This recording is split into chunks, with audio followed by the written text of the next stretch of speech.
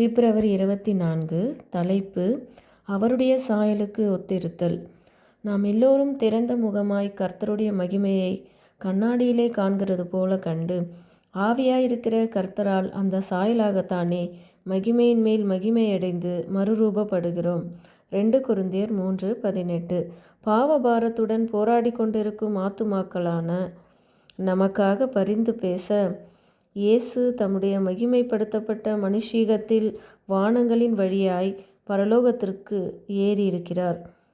நம்முடைய பலவீனங்களை குறித்து பரிதபிக்கக்கூடாத பிரதான ஆசாரியர் நமக்கிராமல், எல்லா விதத்திலும் நம்மை போல் சோதிக்கப்பட்டும் பாவமில்லாதவராயிருக்கிற பிரதான ஆசாரியரே நமக்கிருக்கிறார். ஆதலால் நாம் இரக்கத்தை பெறவும் ஏற்ற சமயத்தில் சகாயம் செய்யும் கிருபையை அடையவும் தைரியமாய் கிருபாசன தண்டையிலே சேரக்கடவோம். நம்முடைய விசுவாசத்தை துவக்குகிறவரும் முடிக்கிறவருமாகிய இயேசுவை நாம் தொடர்ந்து நோக்கி பார்க்க வேண்டும். ஏனெனில் அவரை நோக்கி பார்ப்பதால் நாம் அவருடைய சாயலுக்குள்ளாக மாற்றப்படுவோம். நமது குணம் அவருடையதை போல் உருவாக்கப்படும்.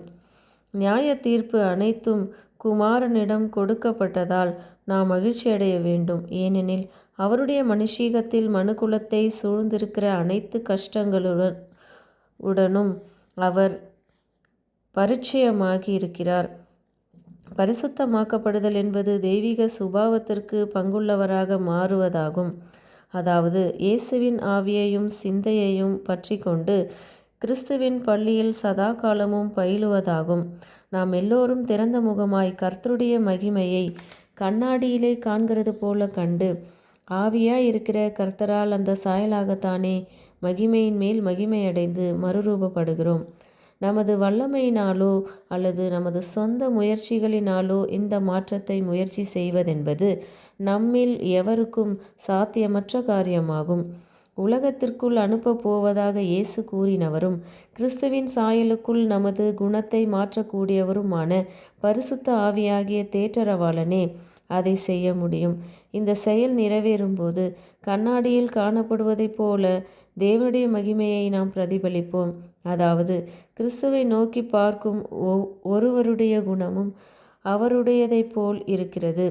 கண்ணாடியில் தன்னைத்தானே பார்த்து கொள்ளும் ஒருவர் தன்னிடம் கிறிஸ்துவின் சொந்த குணம் பிரகாசிப்பதை பார்க்கிறார். நம்முடைய கண்களுக்கு புலப்படாத வகையில் அனுதினமும் நாம் நமது சொந்த வழிகள் மற்றும் சித்தத்திலிருந்து கிறிஸ்துவின் சித்தத்திற்கும் அவருடைய குணத்தின் இனிமைக்கும் மாற்றப்படுகிறோம். இவ்வாறு நாம் கிறிஸ்துவுக்குள் வளர்ந்து நம்மையும் அறியாமல் அவருடைய சாயலை பிரதிபலிக்கிறோம். தங்களை கிறிஸ்தவர்கள் என்று சொல்லிக் கொள்பவர்கள் இவ்வுலகின் தரம் தாழ்ந்த நிலைகளில் தொடர்ந்து தங்களை வைத்திருக்கிறார்கள். சாதாரணமான இடங்களின் பொருட்களை பார்க்கவும், தாங்கள் பார்த்தவைகளில் தங்களுடைய மனங்களை வைத்திருக்கவும் அவர்களுடைய கண்கள் பயிற்றுவிக்கப்பட்டிருக்கின்றன. அவர்களுடைய ஆவிக்குரிய அனுபவம் அநேக வேளையில் மேலோட்டமாகவும் திருப்தியற்றதாகவும், அவர்களுடைய வார்த்தைகள் ஆழமற்றதாகவும் மதிப்பற்றதாகவும் இருக்கின்றன. இப்படிப்பட்டவர்கள் கிறிஸ்துவின் சாயலை எவ்வாறு பிரதிபலிக்க முடியும்? நீதியின் சூரியனுடைய பிரகாசமான ஒளி கதிர்களை எவ்வாறு பூமியின் இருள் சூழ்ந்த எல்லா பகுதிகளுக்கும் இவர்கள் அனுப்ப முடியும்? கிறிஸ்துவனாக இருப்பதென்பது கிறிஸ்துவை போல் இருப்பதாகும். ஆமேன்.